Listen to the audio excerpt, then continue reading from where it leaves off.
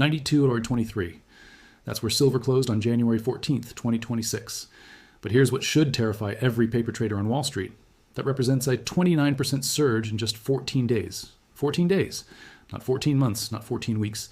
14 days of the most violent precious metals move since 1980. And I'm going to show you why this isn't the top. This is the beginning. Let me walk you through something that's been unfolding in real time while most people were distracted by headlines. A perfect storm of geopolitical crisis, supply manipulation, and industrial panic that's created what some analysts are calling the setup for silver's first true 100 breakthrough in history. I'm not a financial advisor. This isn't financial advice. This is purely educational analysis based on publicly available data that you can verify yourself. But by the end of this video, you'll understand exactly why the next 30 to 60 days could determine whether silver becomes the investment story of the decade or just another missed opportunity. I've been tracking precious metals markets for years, and I've never seen a setup like this. 4 distinct catalysts converging simultaneously, each one powerful enough to move markets on its own. Together, they're creating something that looks mathematically inevitable. Let me break down what's happening right now. January 1st, 2026. Silver opens the year around $72 per ounce. Nobody's talking about it. Financial media is focused on tech stocks, AI hype, and Fed rate decisions. Silver is boring. Industrial commodity. Nothing to see here. Then, January 2nd arrives. Former President Trump issues what he calls a locked and loaded warning to Iran. The context matters here. Iran's inflation has hit 42.5%, the highest in the country's history. Government protests have erupted across dozens of cities. Casualties are mounting.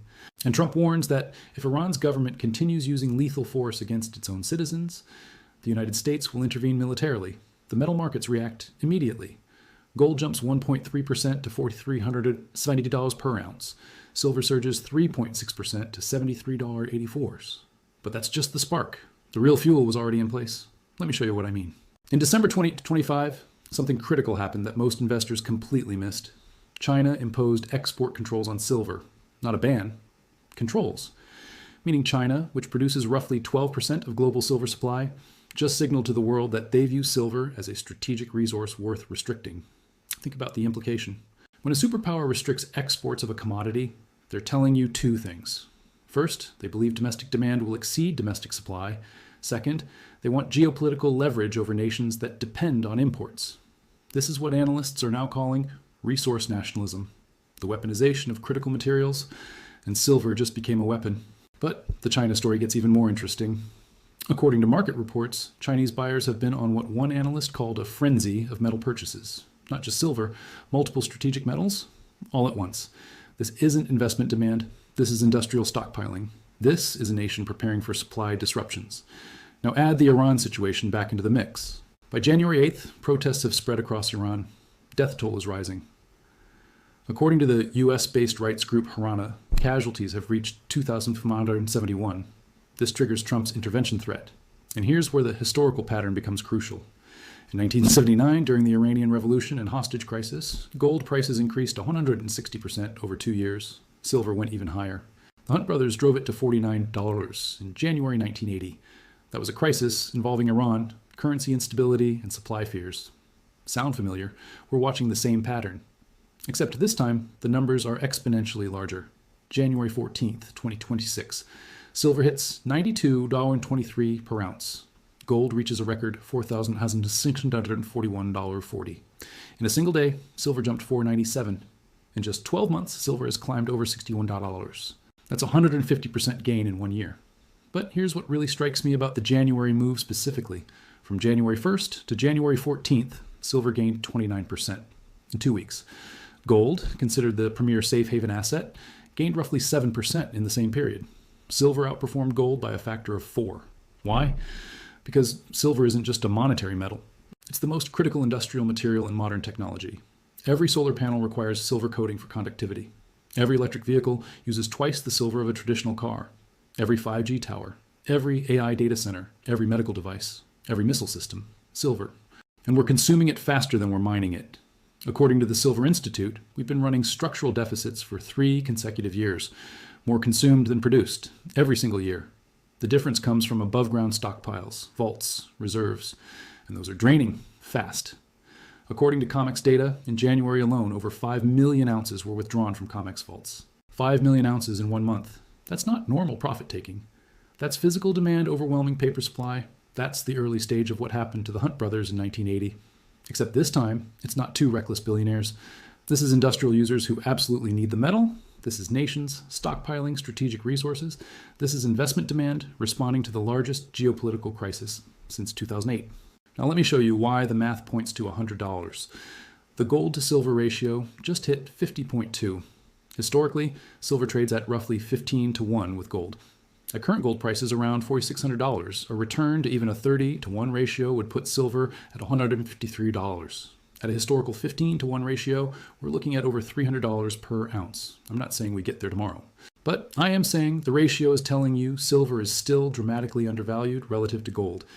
And when that ratio corrects, and historically it always does, eventually, the move is violent, not gradual, violent. Now add Iran back into the equation. On January 14th, Iran issued a direct warning. If the United States intervenes in the protests, Iran will strike U.S. military bases in neighboring countries. This isn't posturing. This is a nation with ballistic missiles, proxy forces across the Middle East, and nothing left to lose domestically. Analysts at HSBC are now projecting gold could hit $5,000 per ounce in the first half of 2026. Commerzbank raised their 2026 gold forecast to $4,900. Jupiter Asset Management said gold touching $5,000 this year is absolutely possible. And silver? Jupiter's Ned Naylor Leyland stated that investors should assume it is definitely going to happen this year regarding silver breaking 100. Think about that statement. A major fund manager saying you should assume $100 silver is coming in 2026. Not maybe. Not if conditions align. Assume it's happening. That's not speculation. That's pattern recognition based on supply-demand fundamentals that cannot be ignored. Here's what concerns me about the current setup. Physical premiums are holding tight. 1 ounce silver eagles are trading at 8.5% over spot. That means retail buyers are paying $100 for silver that's supposedly worth $92. Why? Because they can't get it at spot. Dealers are reporting inventory constraints, delivery delays. This is what a physical squeeze looks like in its early stages. And when retail panic buying combines with industrial demand and geopolitical crisis, the paper market loses control. We saw this in 2020 during COVID. Silver hit $28 per ounce on the futures market. Physical coins were selling for $45. That's a 60% premium. Now imagine that scenario with silver at $100 on paper. You're looking at physical prices potentially hitting $160 or higher. And here's the critical difference between now and 1980. In 1980, the COMEX changed the rules to stop the Hunt brothers. They banned new long positions. They forced liquidation. They broke the squeeze by changing the game. Can they do that today? Technically, yes. But here's the problem. In 1980, it was 2 American billionaires manipulating a market. Today, it's China restricting exports. It's Iran threatening U.S. military assets. It's industrial demand that cannot be stopped because it's mandated by climate policy across Europe, China, and the United States. You cannot change COMEX rules to force China to export silver. You cannot change margin requirements to make solar panels need less silver. You cannot liquidate Iran's geopolitical crisis. The fundamentals are beyond the control of any single exchange or regulator. That's why this time is different. Let me address the obvious question. Silver dropped from its recent high near $92 back to wherever it's trading when you watch this. Does that mean the rally is over? No. Every bull market includes corrections. Gold corrected multiple times on its way from $720 to $1,923 between 2008 and 2011. Silver corrected viciously during its 2010-2011 run to $49. The question isn't whether there are pullbacks. The question is whether the fundamental drivers remain intact. China's export controls haven't changed. Iran's crisis hasn't resolved. Industrial demand hasn't decreased. COMEX inventories are still draining. The structural deficit is still real. All the drivers that pushed silver up 29% in 14 days are still active. The only difference is sentiment. And sentiment is the most unreliable indicator in commodities. Fundamentals win eventually. Always. Here's my analysis of what happens next. If Iran and the US engage in any direct military confrontation, even through proxies, gold likely breaks $5,000. When gold breaks $5,000, silver follows. Historically, silver moves faster and more explosively than gold in crisis environments. A 20% move in gold often translates to a 40% or 50% move in silver. If we see another 20% move in gold from current levels, that puts us near $500 to $500. A corresponding 40% move in silver from $92 puts us at $129, above $100 decisively. For the first time in history in nominal terms, And if the gold-silver ratio begins correcting toward historical norms during that move, the math gets even more explosive. I'm not predicting this happens next week, but I am saying the catalysts are in place. The pattern is clear, the historical precedent is documented, and the window to position before the broader market recognizes this setup is closing. You don't have to believe me, but you should verify the data yourself. Check COMEX inventory levels, review China's export control announcements, read the Iran situation updates, look at the physical premiums dealers are charging. It's all public, all verifiable. And when you see it, you'll understand. This isn't hype. This is math meeting geopolitics meeting industrial reality. The silver situation isn't coming. It's here. We're already up 150% in 1 year. We're up 29% in 14 days. The only question is whether this is the beginning of the final move to $100 and beyond, or whether somehow the paper market regains control. I know which way I'm betting, but the choice is yours. If you want to follow along as this unfolds, I'll be tracking developments daily. Do you think silver breaks $100 in the next 60 days? Drop your thoughts below. This might be the most explosive commodity story of 2026.